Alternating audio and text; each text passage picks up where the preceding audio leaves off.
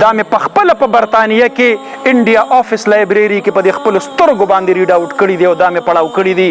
زه نه وایم، فرنګیانو لیکلي دي چې علما به د خنزیر په سرمنو کې بند کړل او لاس خپې به ورله تړلي او د ژوندو چونو بټو ته به یې ورتاو کړل.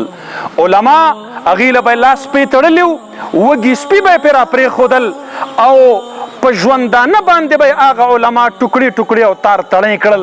دا زه نه وایم، دا فرنګیانو لیکلي دي. دلته د علماو نه ډېر لوی انتقامونه په دې خطه کې واخیستلی شو. په دهلي کې ډاکټر ټامسن لیکي چې 52,000 علماء کرام دا قتل کړلی شو او 2 لکه مسلمانان دا شهیدان کړلی شو چې ګیره به یې لیدله، پټکې به یې لیدلو، په پانسۍ به یې خېژولو او چې کله لیسټونه د هغې ختم شو نو بیا یې وویل چې دا د چا په پټکو کې ول دی نو دا د قاسم نانوتوي او د رشید احمد گنگوهي او د امداد الله مهاجر مکی د صف سړی دی. دی بغیر د ریکارډ نه ګرفتاروئ او جیلونو ته ورلیږئ. زما محترم ورونو، 40 علماء کرام به راوستل، ورته به یې ورتاول، مزید د 40 علماو دسته به یې ورته ودرولې وه او دا به یې ورته وې چې د هندوستان د ازادۍ جنګ پرېږدي او که نه دې ورته دې ورتاو کړو. هغه به ورته ویل دا خاوره مې خاوره ده، دلته به د مسلمان غلبه وي، د اسلام غلبه وي، غلامي نه قبلوم.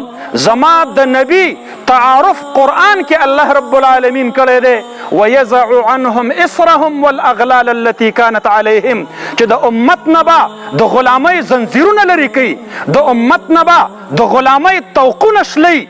دا زما د نبی تعارف په قرآن کې الله فرمایلی دی. دا زما نبی حریت پسند و، دغه امت چرته هم غلام نشي کېدلی.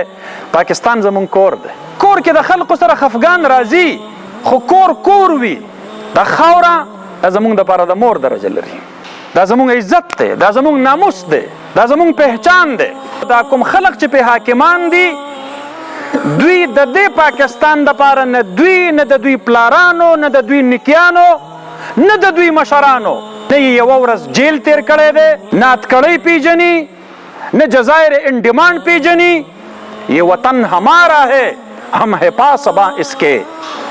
دا دعوه چې زه لرم ما سره دلیل دی چې په 1601 کې فرنګې دلته راغلی و، د هغه خلاف د جهاد او د حریت وړمبنۍ چغه دا زما مشر په سند حدیث کې زما 5م استاذ حضرت الامام شاه ولی الله محدث دهلوي رحمت الله علیه پورته کړې وه.